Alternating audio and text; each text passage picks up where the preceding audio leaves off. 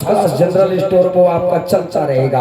उसी प्रकार से नारद जी ने कहा कि हे देवी, ग्राहकान भावान, ग्राहकों के अभाव के कारण ज्ञान और वैराग्य को धारण करने वाले इस धराधाम में नहीं है, जिसके वजह से ज्ञान और वैराग्य अचेत अवस्था को प्राप्त हो गए। इतना सुना तो भक्ति महारानी ने कहा, महाराज किसी भी तरीके से मेरे पुत्रों को सचेत कीजिए, किसी भी तरीके से मेरे पुत्रों को चैतन्य कीजिए, नहीं तो सावधान, एक बात जान लो।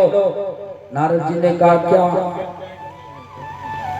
कहा इदम स्थानम परित्यज्य विदेशम गम्यते मया, या भारत भूमि छोड़ करके मैं विदेश चली जाऊंगी।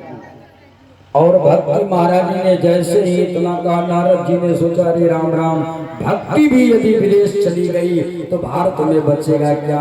क्योंकि भक्ति के प्रभाव से, भक्ति के सूत्र में बंध करके ही तो परमात्मा बार बार अवतार लेते हैं। मत्स्य कच्छ रूप धरि बामन बराह आदि, और धार के सिंह रूप खंभहु को फाड़ो है। अगर भक्ति नहीं होगी तो कभी भगवान आएंगे क्या? कभी आ सकते? भक्ति के प्रभाव से ही भगवान का अवतार होता है। भगवान का अवतार क्यों होता है? भक्तों ने बड़ी सुंदर भाव अर्पित किया है। भगवान का अवतार ये विप्रदेह सुर संत हिता लीन मनोजय अवतार, ये कारण हो सकता है, लेकिन प्रेमी भक्तों ने कहा नहीं, मैं नहीं मानता। कहा तो फिर का भगवान के अवतार का कुछ विशेष प्रयोजन है। कहा क्या? किसी प्रेमी का जब प्रभु से अनोखा प्यार होता है,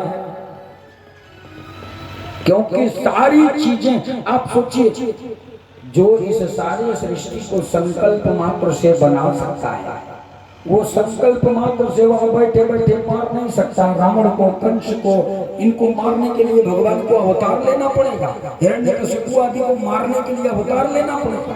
नहीं, सारे काम दूर से हो सकते हैं, लेकिन एक कार्य ऐसा है प्रेम, कि जब तक निगाहें निगाहों से नहीं मिलती तब तक प्रेम का प्रारूप, प्रेम का सौंदर्य, प्रेम की श्रेष्ठता बढ़ती नहीं है। कवियों ने तो निगाहों की इतनी जबरदस्त व्याख्या की है, निगाहें अगर ऊपर उठी तो धुआं बन गई, नजर अगर ऊपर उठी तो धुआं बन गई, नजर अगर नीचे झुकी तो हया बन गई, नजर से नजर जो मिली तो फिजा बन गई, नजर अगर तिरछी हुई तो खफा बन गई। निगाहों का बड़ा काम है। भगवान इस धराधाम पर प्रेम के लिए अवतार लेते हैं, कभी सबरी के बेर खाने के लिए, कभी गोपियों से आलिंगन के लिए, गोपियों के प्रेम को देख करके भगवान अवतार लेते हैं। कवियों ने बड़ी सुंदर वर्णन किया।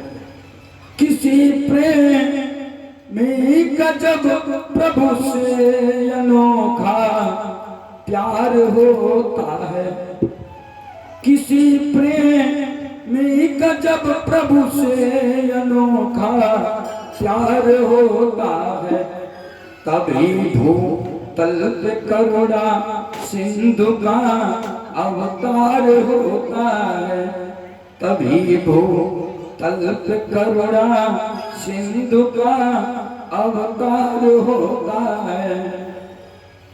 ऐसे भगवान का अवतार नहीं होता। तो आज भक्ति महारानी ने कहा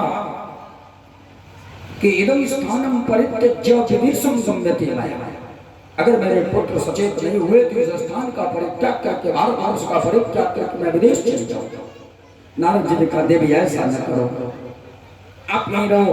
और एक विलक्षण बात आपको बताएं, आजकल विदेश जाने, विदेश जो चीज चला गया उसी की वरीयता होती है, उसी को हम सब एक्सेप्ट करते हैं। आप सोचिए जरा सा, हमारे यहाँ आशीर्वाद और श्राप देने की बात कथाओं में, पुराणों में, इतिहासों में या माता पिता के द्वारा हमने सुनी है ना? क्या है? What is science? ये आशीर्वाद और श्राप देने का साइंस क्या है? क्या ऐसा होता था कभी कि किसी ने कह दिया श्राप दे दिया तो वो हो जाता था, किसी ने आशीर्वाद दे दिया तो हो जाता था? है क्या ऐसी प्रक्रिया? कोई तो बोलिए हाँ या ना, है ऐसी प्रक्रिया? मैं आपको साइंटिफिक समझाता हूँ, साइंटिफिक बताता हूँ कि है या नहीं है। आप लोगों ने कभी रेकी पद्धति का नाम सुना होगा? चाइना चला गया महाबोधि वर्मन के द्वारा, तो उसके बाद लौट करके आया तो इसका नाम अंग्रेजी हो गया रेकी। पहले इसका नाम था अनस्पर्श चिकित्सा। हिंदी में इसका नाम क्या था? अनस्पर्श चिकित्सा।